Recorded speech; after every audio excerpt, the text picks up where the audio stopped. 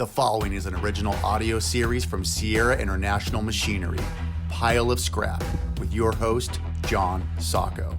Well, hello everybody. It's, day 3 of the ISRI Convention, and I have the distinct honor of having a friend, but more importantly, the president of BIR, the Bureau of International Recycling. Pleasure Tom to be here. Bird, welcome. Pleasure. Thank you, John.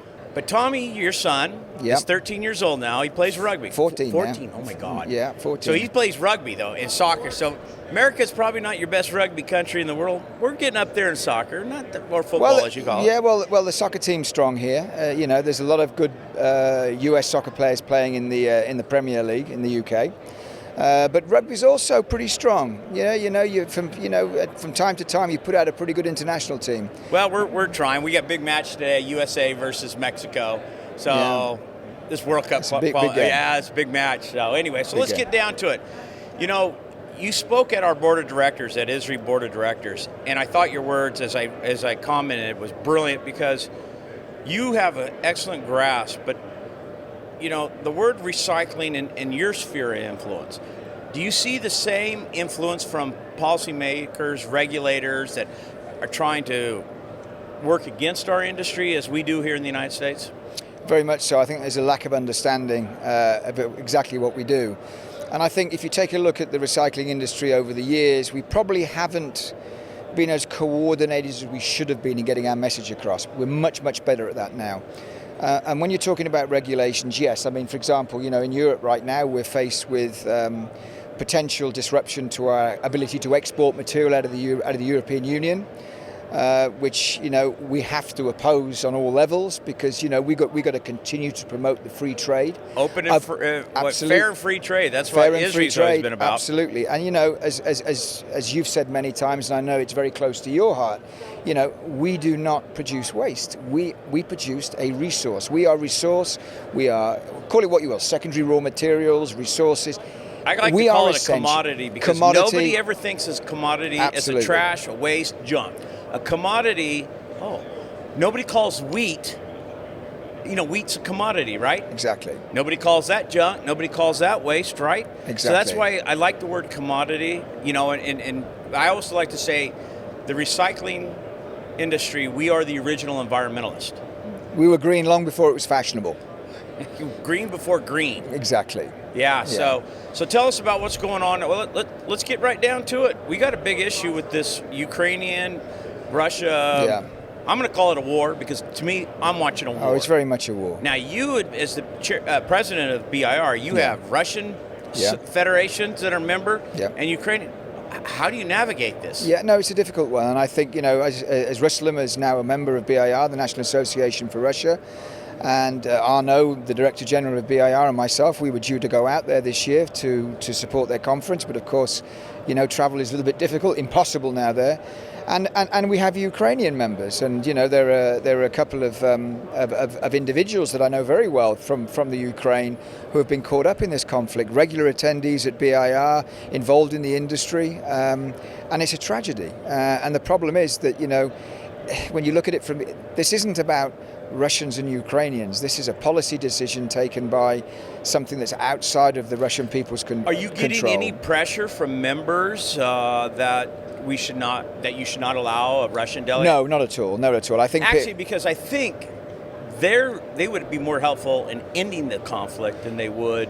Yes, very much so. I mean, I have Russian colleagues, as we all do, and associates and business contacts, and it's heartbreaking. What's going on. It's creating divisions that just shouldn't be there. And what more can I say? This is hurting manufacturing in Europe. Of course. This is killing it. Of course. 70% of the steel that is made, look, here at ISRI, we've got all this equipment up and down the road. A lot of it is manufactured in Europe. Sourcing steel is problematic. Huge pressure. I mean, you look at all of the presentations that we've seen over the last couple of days, and you can see the tremendous pressure that's been put on supply chain and the impact that's having upon our industry right across the globe. I mean, we talked just briefly before the meeting, and in terms of BIR and the global aspect of what we do. Are we more European? Are we more? we're global. The world's a small village now. You know, the consequences of a conflict in Ukraine affect the world. It's not just a European thing. It might seem a long way away in terms of where it is when you look on the television screens here. You know, for us, it's in our backyard. It's right in it's your right backyard, in our backyard, yes. but the consequences are global. So let's talk about the consequences right now in the material trading. This disruption, if you will. We see commodity prices rising, which, you know, short term, that's always a good thing. I think long term for the consumer, that just the regular citizens of all the countries, going to be painful. Of course it is. What's BIR doing right now in regards to all of this? Well, look, in terms of we are we're not really a commercial organisation, a trade organisation as such. So in terms of what's happening in the markets, you know, we are a global organisation that represents the industry. Right. Of course, when we have our conferences, it's a trading. Or, you know, people come to trade and to meet. Sure. But in terms of from a market perspective, obviously, as an individual, I have my view and I look at it and I comment on it. But in terms of BIR, we just have to represent and support our members as best we can during these challenging times. So, I'll give you a classic. I mean, I was asked to make some comments recently on what's happened on the LME. It's not really appropriate for me to do that in terms of as president of BIR, because for us to sort of make any kind of take any kind of stand on what has happened with the LME would be wrong. That's not what we do. We represent the industry in terms of the policy decisions that are out there, making sure that their needs are met in so many other different areas. The market's the market. That will take care of itself or not, depending on how it's going on. You're representing a lot of members, a lot of country. You want people to have the same access all over the world. Absolutely. So we talk about the show. Here we are, ISRI. We're end of March. You have a great show coming up, the Spring Convention. What do you call it? This was Spring Convention in Barcelona. Okay, tell us about it. Well, we're in Barcelona this year, which is a beautiful city. Love Barcelona. As you well know. It's going to be very well attended. Although we had we had what we called a trading forum of such, or a get-together, if you like, in Brussels back in October. But this really is a fully blown convention where all the commodities will be represented, and I'm really looking forward to it. How many people will be attending this one? We'll be full up. At this present moment in time, difficult to gauge, but many hundreds, hopefully. Well, okay, so for instance, here at ISRI this year, we're over 5,000. Yeah. That's a big convention. Huge. So when you had your big, huge conventions, if you will, at BIR, what's the number on that? We're getting up to around about 1,200, for the really big ones. But it's slightly different at BIR. You have a very big trade, like here we are now, for example. The trade show, absolutely. You have a really big trade show. We have stands, but not quite to the same extent as this. It's a slightly different thing. And it's very international. So you can imagine we have people traveling from all over the world. So do we have to have a negative COVID test to go into the BIR? Because you had to show a Vax card or a negative test to get in here at ISRI. What's your policy going to be? Look, we'll be talking about that. I mean, so you haven't come up with it yet. No, I'll tell you why. Because Europe is there are so many different rules that keep changing in Europe right now to keep up with things. But we are gradually moving away from it's becoming freer. I'll give you the UK, for example.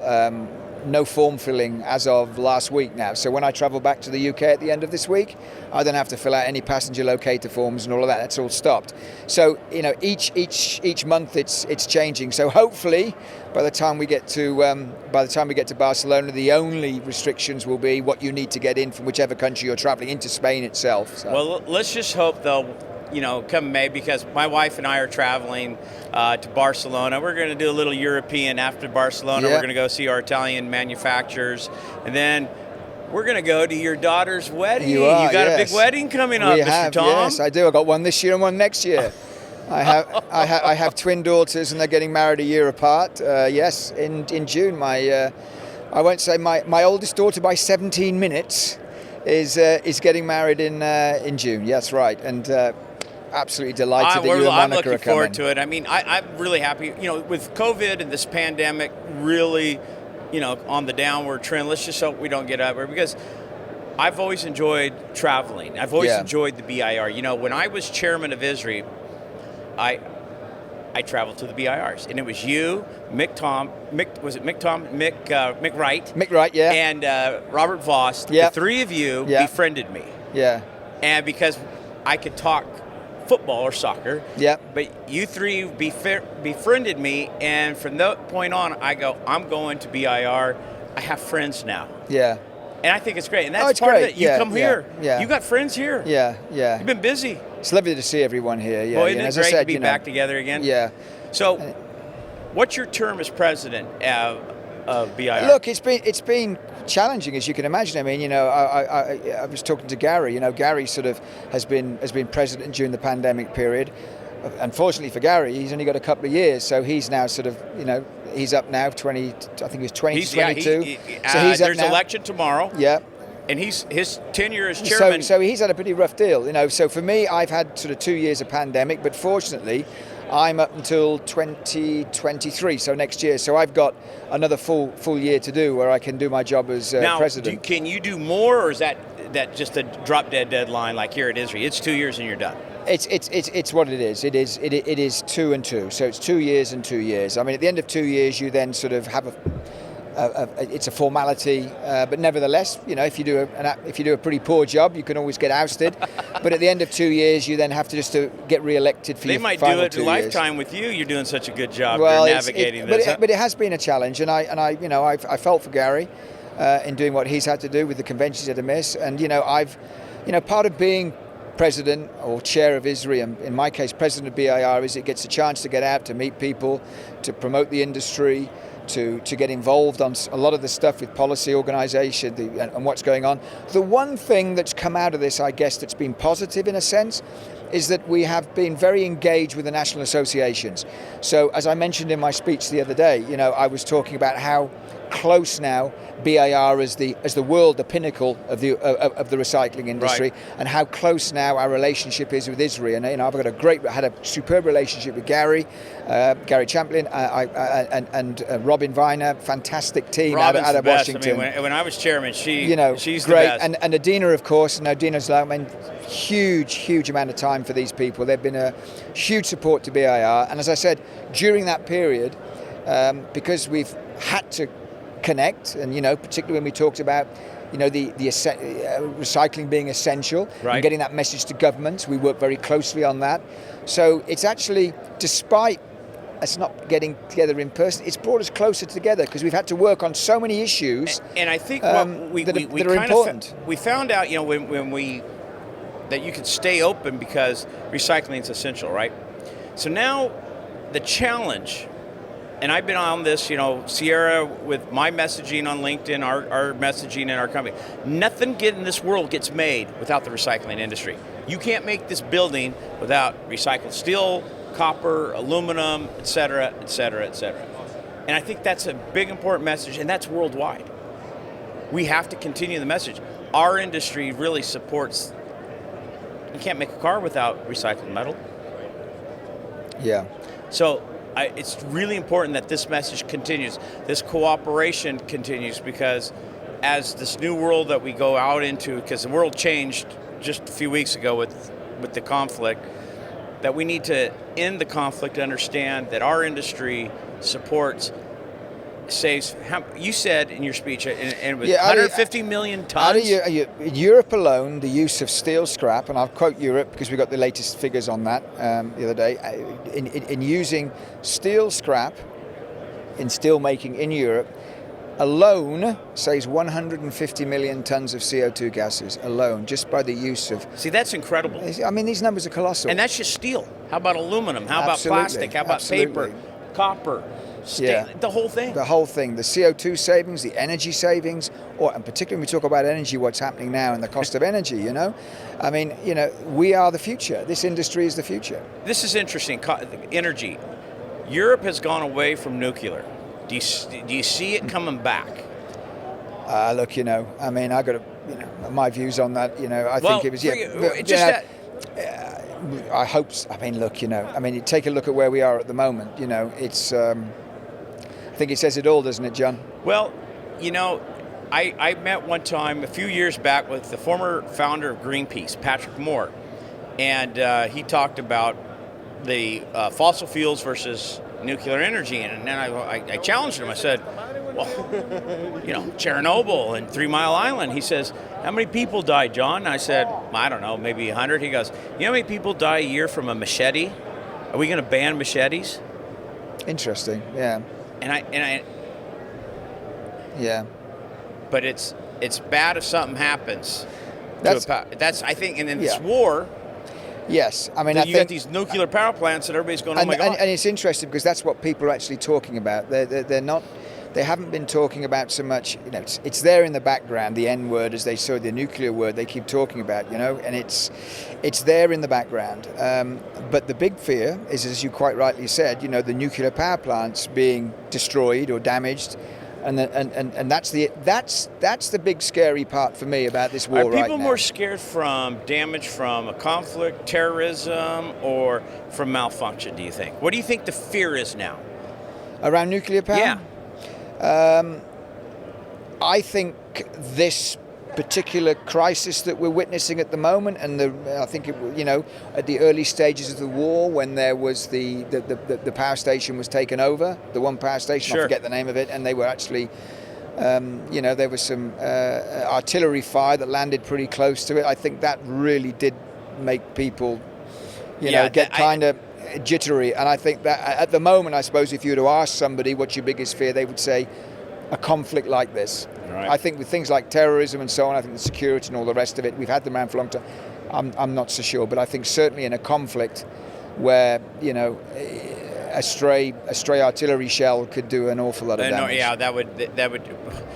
Well, something like that would change European life. Completely. I mean, Chernobyl did for a while when it happened. Completely. But if it happened again to where it's radiation escaped on a greater level. Yeah, and it's interesting we talk about Chernobyl because over the last, I think, 2 or 3 years now, we've had much more information come out about exactly what happened there. There's been a couple of documentaries. There was the Sky series, of course, the dramatization of which apparently was very, very accurate.